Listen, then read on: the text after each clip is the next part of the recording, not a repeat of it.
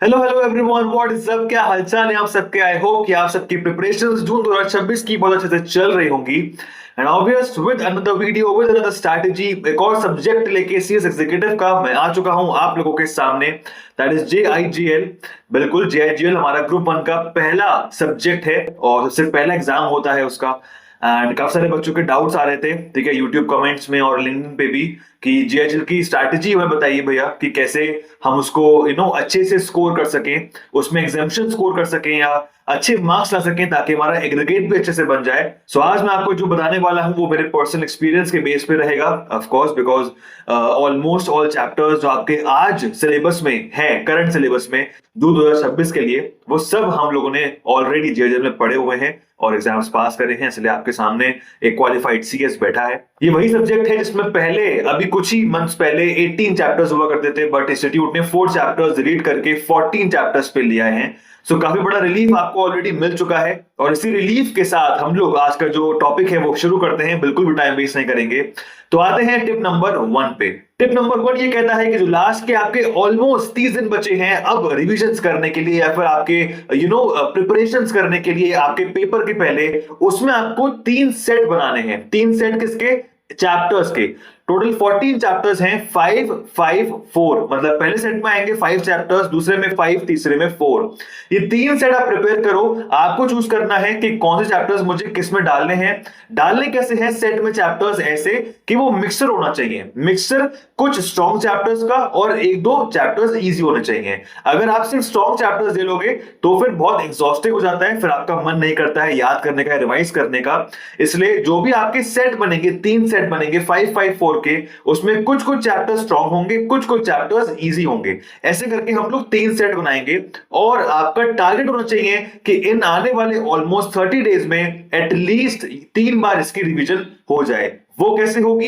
एक वीक का टारगेट रखो कि 1 वीक में मुझे इन तीनों सेट का एक एक रिवीजन करना है। ऐसे करके आपकी तीनों सेट की 3 बार एक ही महीने में रिवीजन कंप्लीट हो जाएगी। एंड अगर आपकी 3 बार रिवीजन इन आने वाले ऑलमोस्ट 30 दिन में हो जाती है, माइंड माय वर्ड्स, आपको एग्जाम्पशन स्कोर करने से JIGL में कोई नहीं रोक सकता। टिप नंबर 2 ये कहती है कि कुछ चैप्टर्स JIGL में ऐसे हैं जो आपको सेक्शंस और आर्टिकल्स याद करने पे मजबूर करते हैं। चैप्टर जैसे सिविल प्रोसीजर हो गया, चैप्टर जैसे आपका BNS हो गया, भारतीय न्याय संहिता, या फिर आपका कॉन्स्टिट्यूशन ऑफ इंडिया हो गया। ये चैप्टर्स ऐसे कुछ हैं जिसमें सेक्शंस और आर्टिकल्स अगर आप नोट करके आते हैं, साइड करके आते हैं अपने पेपर में, तो एक बहुत अच्छा इंप्रेशन क्रिएट होता है एग्जामिनर कॉपी चेकर के माइंड पे। और ये बहुत जरूरी है। अगर वहां पे याद नहीं आता है इन इमरजेंसी तो कोई प्रॉब्लम नहीं है। ऑफ कोर्स आप लिख सकते हो that as per constitution of India या as per civil procedure code या BNS, तो कोई प्रॉब्लम नहीं है। बट ट्राई करो कि जितने भी आर्टिकल्स आप पढ़ के जा रहे हो, आपके कोर्स में हैं, जितने भी सेक्शंस आपके सिविल प्रोसीजर में है, BNS में है, आपके एविडेंस एक्ट में है, लिमिटेशन में है, इंफॉर्मेशन लॉ में है, ये कुछ चैप्टर्स ऐसे हैं जहां पे सेक्शंस अगर आप नोट करके आते हो that as per this section of this act या दिस कॉन्स्टिट्यूशन ऑफ इंडिया, तो वहां पे सच में यूनिफॉर्मिटी मार्क्स मिलते हैं आपको। वहां पे लगता है कॉपी चेकर को कि हाँ, इस बच्चे ने डीपली लॉ को अंडरस्टैंड करा है, याद करा है, और वही आपको उस नॉर्मल बच्चों में से निकल के एक पासिंग ग्रुप में लेकर जाएगा। मैंने पहले भी वीडियोस में बहुत बार बताया है कि पढ़ाई 10-15% बच्चों को छोड़ के सभी करते हैं, सभी करते हैं। सब लोग, ऐसा प्रोफेशन है ये CS का जहां पे सीरियसली बच्चे पढ़ाई करते हैं और एग्जाम देने आते हैं। तो आपको उन सारे बच्चों में से, उस कंपटीशन की भीड़ में से, उस पासिंग की जो 10 से 15% ग्रुप है, उसमें कैसे आना है वो आप पर ही डिपेंड करेगा। अगर आप सेक्शन नंबर, आर्टिकल नंबर याद अच्छे से करते हो और वहां पे नोट करके आते हो, साइड करके आते हो अपने आंसर में, तो बहुत अच्छा स्कोर कर सकते हो। तीसरा टिप ये कहता है कि डिफरेंसेस को और कंपैरिजंस को इस सब्जेक्ट में इग्नोर मत करके चलना।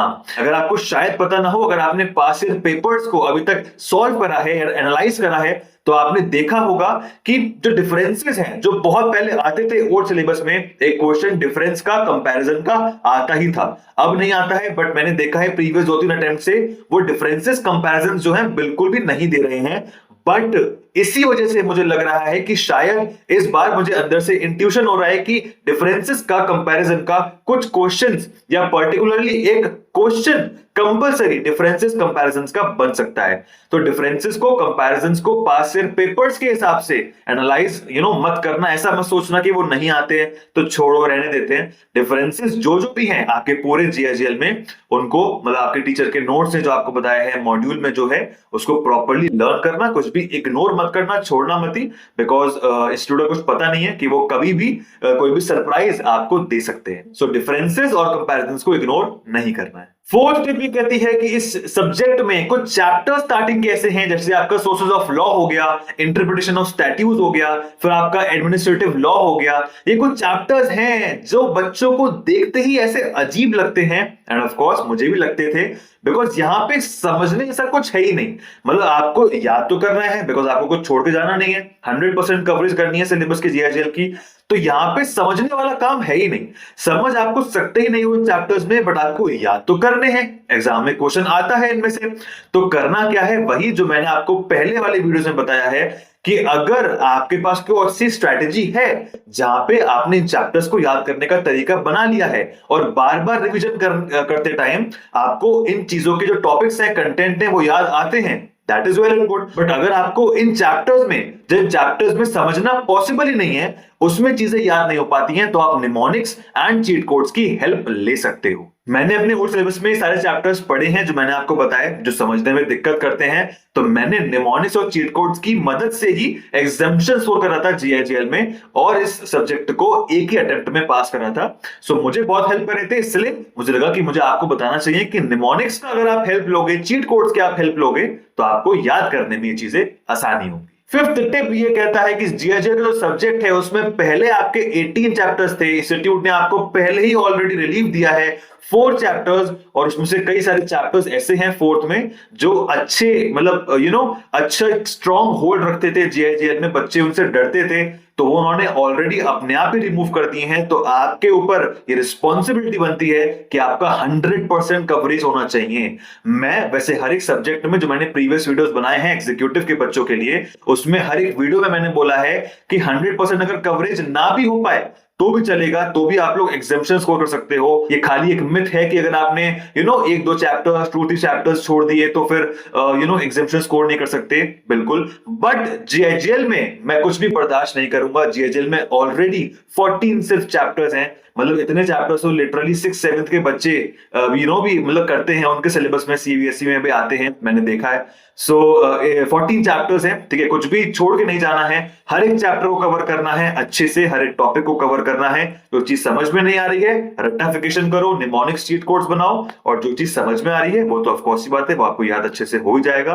सो कुछ भी लीव नहीं करना है, और ट्राई वाला कोई भी कॉन्सेप्ट यहाँ पे नहीं आएगा। नहीं करना है मतलब नहीं करना है। अगर एग्जामिनेशन स्कोर करनी है तो पूरे 14 चैप्टर्स अच्छे से आपको आने चाहिए। So that is all। यही मुझे कुछ टिप्स और स्ट्रैटेजीज लगती हैं जीआईजीएल के लिए। मैंने इसमें कुछ ज्यादा इंटेंस स्ट्रैटेजीज नहीं बनाई हैं, बिकॉज प्रॉपर थ्योरी है, कोई न्यूमेरिकल नहीं है, और इसमें कोई बाइसेक्शन नहीं है कि 60 मार्क्स का है, 40 मार्क्स का है। प्रॉपर पूरा पेपर एक ही बार में आता है। ऑप्शनल क्वेश्चंस 2 आते हैं जो कि हर पेपर में आते हैं, 4th हो गया, 6th हो गया। सो ज्यादा इंटेंस नहीं बनाया है, बिकॉज मैं चाहता हूं और मुझे लगता है कि जीआईजीएल इकलौता सब्जेक्ट है ऐसा जिसमें सच में बच्चों के एग्जाम्पशन बहुत अच्छे तरीके से इजीली आती है, और आप भी स्कोर कर सकते हो। मतलब आपके लिए गेम चेंजर सब्जेक्ट है। और आई होप कि आप लोगों को जो टिप्स हैं, स्ट्रैटेजीज हैं, वो यूजफुल लगी होंगी। वीडियो कैसे लगी है, टिप्स कैसे लगी इन होल, मुझे बताओ कमेंट सेक्शन में। और अगर अच्छे लगे तो प्लीज सीएस के स्टूडेंट्स के साथ, एक्सपीरियंस के साथ इसे शेयर करो, मुझे बहुत हेल्प मिलेगी, मोटिवेशन मिलेगी और ऐसी वीडियोस लाने के लिए। नेक्स्ट सब्जेक्ट कौन सा लूं मैं सीएस प्रोफेशनल का, मुझे कमेंट में बताओ, और मिलते हैं बहुत जल्द एक ऐसे ही इंफॉर्मेटिव एंड यूजफुल वीडियो के साथ।